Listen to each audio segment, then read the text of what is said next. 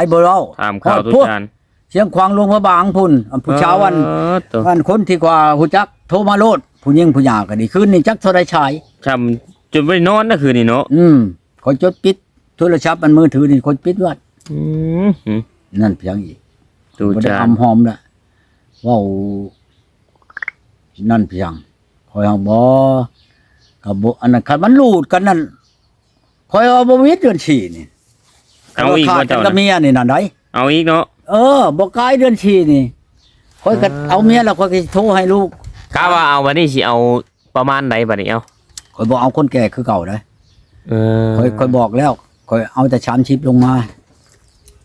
อันอยู่30ลงมาแล้วคอยเอาบ่เอาแก่คือเก่าบัดบ่เอาแล้วอันนี้มัน50แต่นี่คอยก็เอาอันอยู่50นี่คอยก็ยังเว้าว่าคอยสิหาลีกน้อยมาเลี้ยงมาอยู่นำอยู่ได้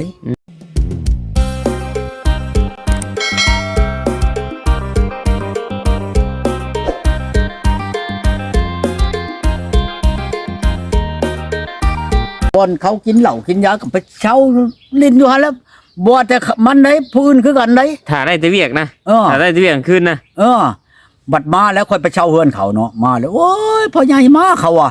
แซวๆมาใช่เลยมาเบิ่งกันเอาเขาออกแต่กระตาเพียงอันแล้วเขาออกบ่ใหญ่ก็ย่อยบ่เพียงเขาก็ช้อยก็ย่อยเขาลืมซะนั่นเขาออกมานะมาถอกลงหนูน่ะทั้งหนูทั้งกระแตแล้วมันถือกับถือกันอันนั้นเขาน่ะเอาไปใส่แห้วเนาะ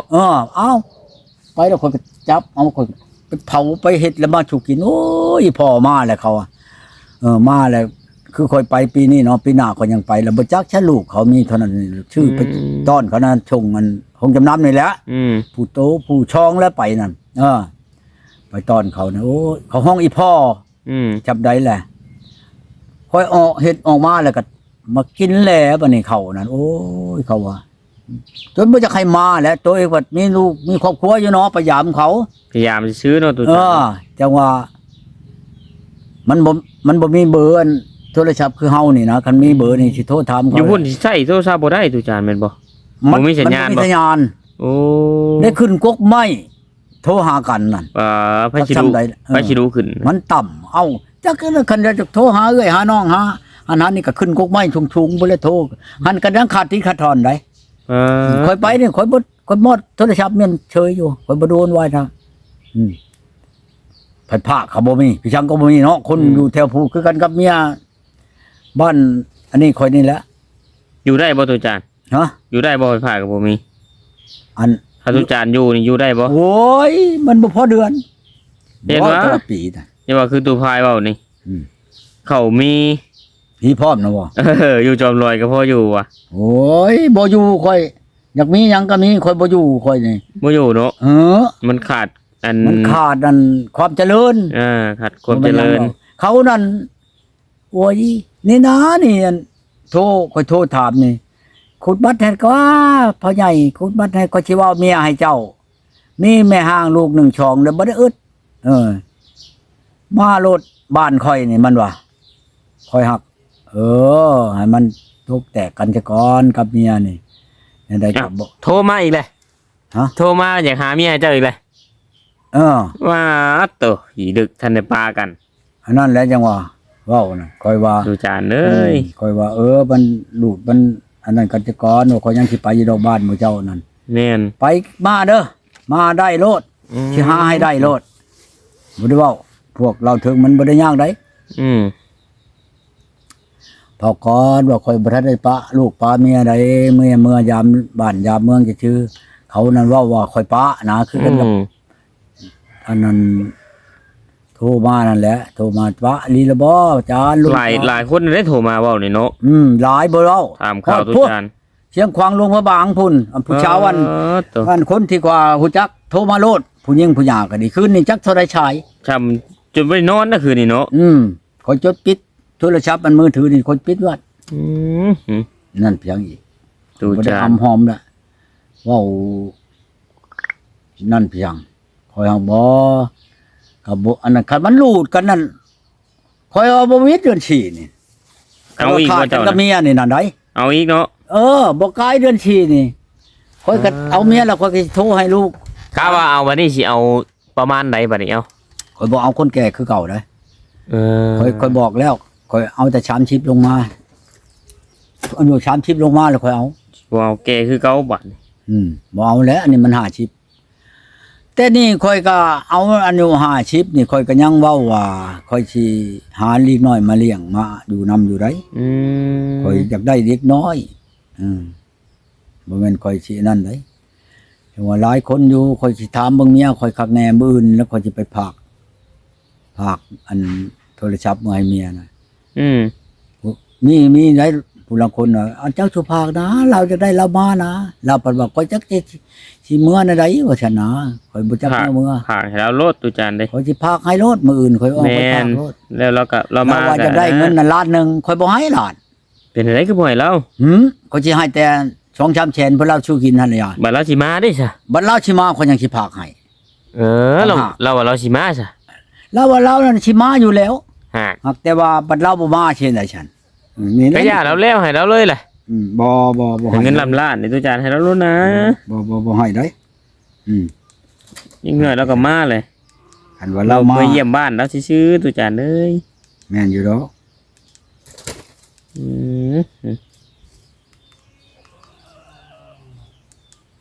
เนาะตุจาน นี่โทรจะเล่าก็ติดปั๊บแล้วนี่โทรศัพท์นี่ครับเมื่อกี้อันนี้ คุยกับเราอีกบ่ถามเราบ่รู้ ก็สิถามมันเว้านำมันเจ้านี่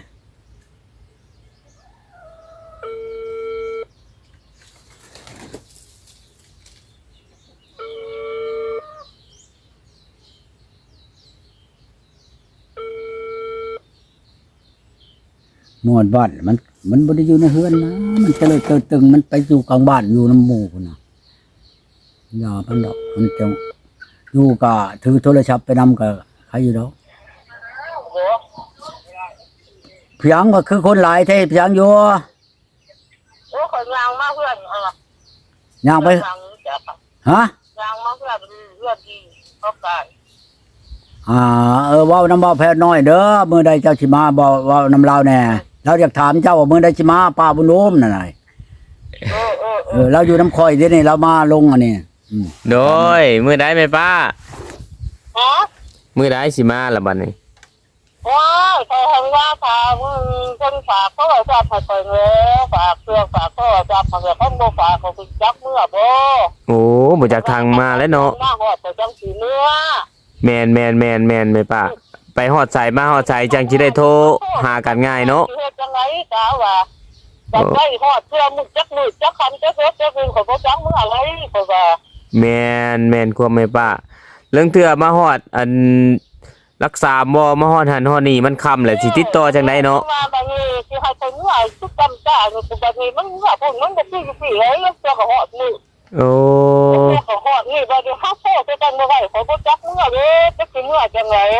โอ้แม่นความเพิ่นก็บ่ทันได้ฝากให้เขาเด้อโอ้แม่นความแม่ป้าแล้วบัดนี้ก็บ่มีแล้วค่ะบ่พาได้เมื่อก็บ่มีแล้วก็เงินค้ำอีกแล้วชวนนึงเนาะฉันมาบ่ฮอดได้ก็หาแนวเขาก็ว่าจังซั่นแล้วข่อยว่าถ้าเพิ่นฝากของลงมาให้ข่อยก่อนพวกนี้ก็ปล่อยเฮ็ดเวียกเฮ็ดงานแล้วนะโอ้เฮ็ดหยังอยู่ล่ะเฮ็ดหยังอยู่ตอนนี้แม่ป้าปลาขวดจังหม่างจังหลังเฮ็ดอยู่ซุ้มอยู่แล้วโอ้มันก็ลงมาแล้วเฮาก็เฮ็ดดีอย่างชื่นอย่างใต้อย่างนั้นอย่างนี้นะโอ้บ่ได้นั่นเนาะบ่มีอันโทรทางเน็ตเนาะพอได้ให้แม่ป้าเปิดกล้องเบิ่งมันบ่มีทังกี้นี่เน็ตอยู่ใจเน็ตของเน็ตเพิ่นก็บ่ของข่อยก็บ่เปิดข่อยยังว่าข่อยเพิ่นโตมีเน็ตข่อยหังแล้วก็โทรมาข่อยว่าเพิ่นเรื่องอยากให้เพิ่นไปฝากมาให้ข่อยบัดเมื่อให้มันยากคันบ่ฝากมาข่อยก็บ่จักเมื่อจักไปเลยโอ้เติมได้เมื่อกี้นี่เติมเน็ตเครื่องนั่นเลยบ่แม่นเหมือนของเราบ่แม่นของแม่ป้าบ่โอ้เพิ่นก็ข่อยว่าให้เพิ่นไปฝากให้ข่อยจ้าเขาฝากมื้ออื่นมันฮอดจังสิมื้อข่อยว่าสิโอ้โทรศัพท์ฮอดมื้อใดก็มาแล้วเนาะบางทีมันคันว่าบ่ไอ้ก็เกี่ยวกับบ่จักใครไปจังไดมันบ่จักมื้อไดข่อยก็ว่าสิโดยบ่จักมื้อดอกเขาว่าเพิ่นฝากมาไว้ก็มื้อไว้เพิ่นบ่ฝากมาก็อยู่แล้วข่อยบ่จักสิมื้อดอกโดยเป็นได้เงินค้ำก็บ่มีเป็ เป็นได้ลูกเต้าเด้บ่ได้ถามบ่ว่าเป็นอะไรคือมาแม่อหยังบ่ได้ถามบ่ ไปก็บ่เข้าใจว่าก็เฮาคิดเรื่องนี้ก็บ่แม่นเฮาสิได้คิดนักหาจ้าจังเนาะ อืม คือแต่ว่าจำงานหันก็มีแต่ว่ากูอยากมา อยากมาเยี่ยมเบิ่ง เพราะเลยมาเปลี่ยนมาปักมาปวดเขาก็ว่าคือเปิดก็เข้าใจว่า โอ้ พอจะว่าคอยเรื่องอันเขาก็แจ้งอยู่แจ้งเขาบ้านเขาวันเขางันเลย เฮาก็บอกเด้เฮาเมื่อเนาะ อืม แม่น มีแต่ ๆ ว่าเขางันเลยก็อุก็จอเขาก็เข้างันมาเมื่อเขาถามก็ว่ามายามเพื่อนมาปักมาปวดเขาก็ว่าคือ ๆโอ้ เขาก็เข้าใจว่าของมันว่าคือว่ามันค่อนขาดทั้งอะไร แม่นแม่นความแม่ป้าล่ะ เป็นคือจังงาครับไงมันบ่เข้าใจว่าขาดเลย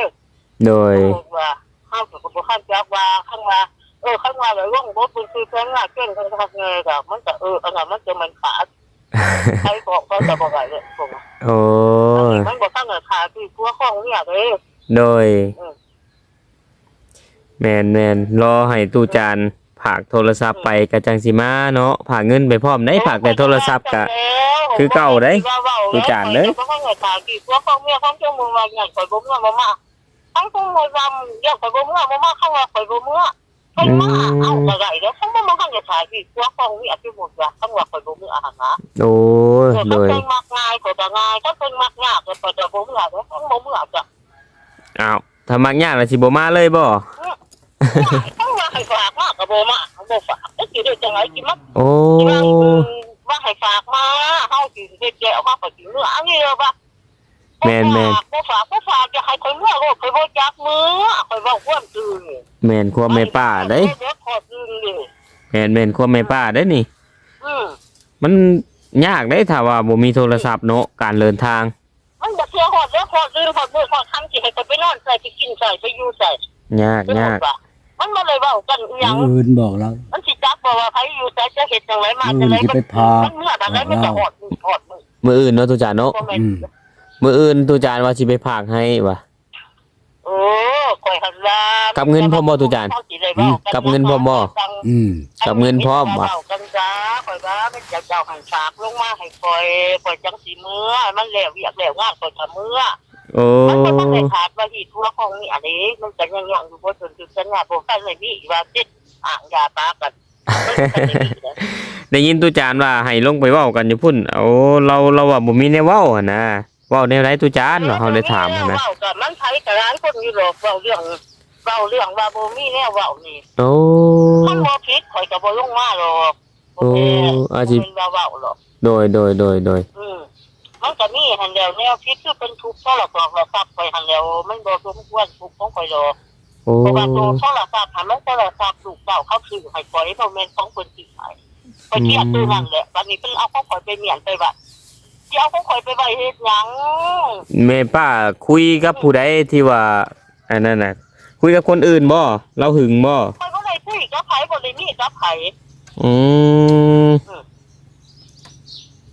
บ่ได้คุยกับผู้ใดเนาะ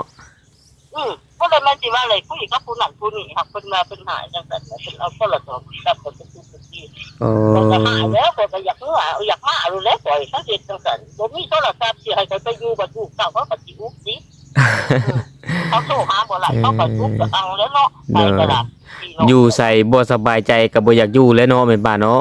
ว่าจะบ่แล้วพอสิจักอยู่จักกินข่อยก็บ่แม่นว่าข่อยสิได้หายได้เกลียดได้คุ้มเพิ่นนะ โอ้ เพิ่นก็เฮ็ดเองเพิ่นคันว่าเพิ่นบ่ว่าจังซั่นข่อยก็บ่ได้มาจำนะคันว่าเพิ่นเอาโทรศัพท์มันให้ข่อยก็ยังบ่ได้มาจ้ะ อืม โทรศัพท์ไปเอาของข่อยไปเมียนเด้อแต่สิให้ข่อยเฮ็ดจังได๋ให้ข่อยนั่งอยู่บัดนี้ลูกเต้าเขาก็เขาโทรใส่บ่ไหลเขาก็อุบแล้วเนาะ แม่นบัดนี้ข่อยมีบ่มีข่อยก็มาแล้วแหละข่อยก็มาอยู่เนาะก็มาหาอยู่กับวันนั่นแหละมาเว้ามาปรึกษาว่าเว้าแล้วก็ว่าคันว่ามันเป็นจังซั่นก็มีแต่ว่าไปเว้ากันเบิ่งคันว่าเพิ่น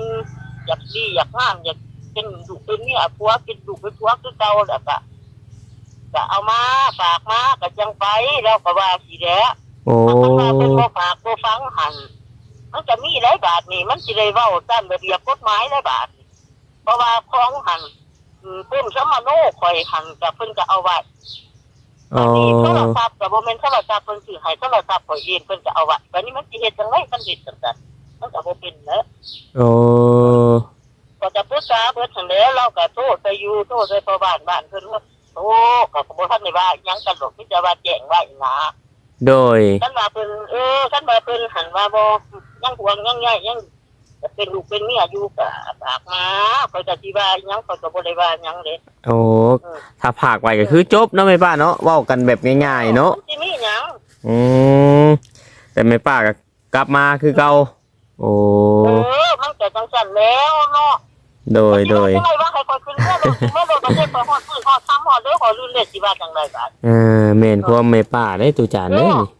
สิไปอยู่ใส่สิไปกินอยู่ใส่ ฝากเงินให้เราฝากโทรศัพท์ให้เราในการเดินทางเด้ ลูกเอาก็เลยโต อ่า เอาก็เลยโตหากันเว้ากันอันนั้นมันสถานนึง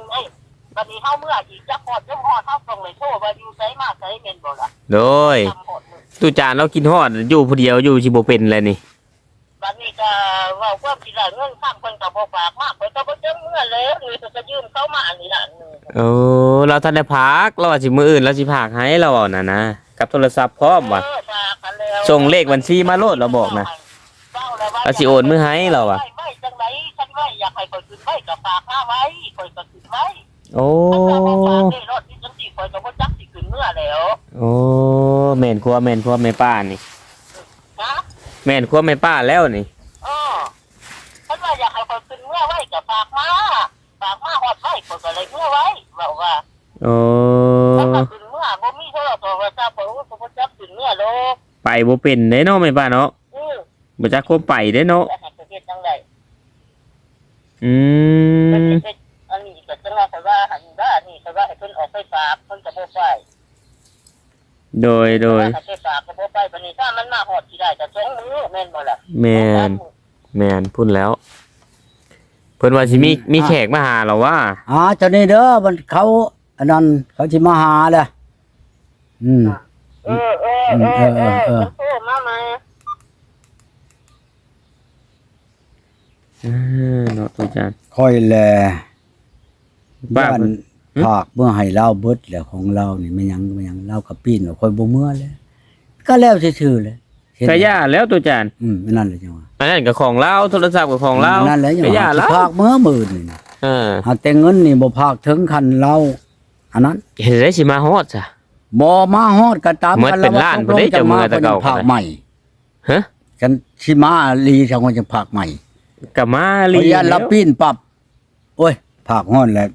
บ่ได้เมื่อดอกว่าฉันแล้วก็แล้ว อันนี้เราเอาจับว่านั้นภาคน้อยแท้ภาคพอเพียงแต่ให้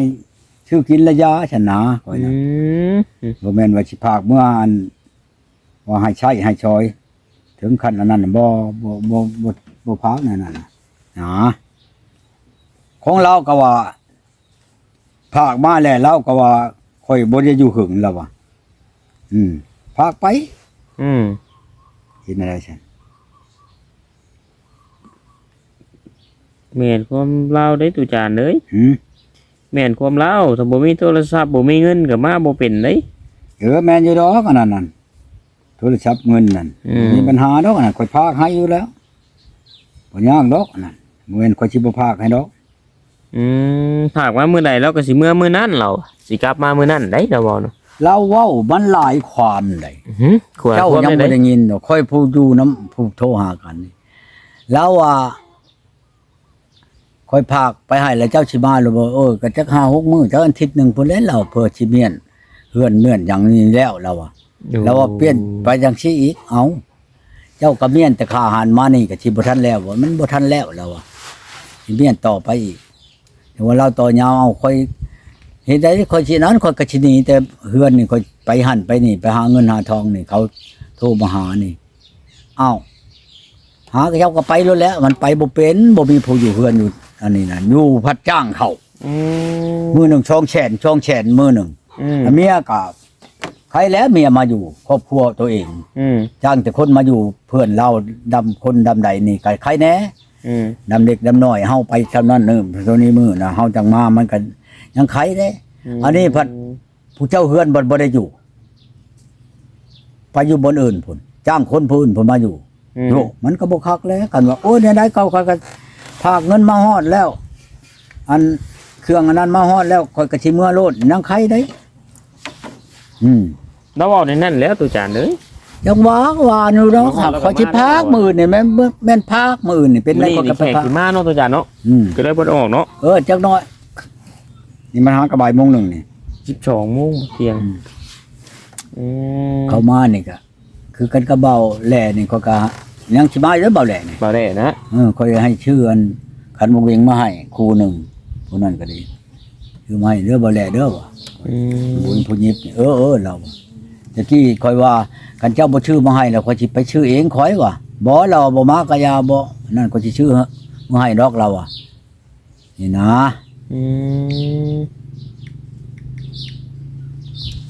ที่ดอก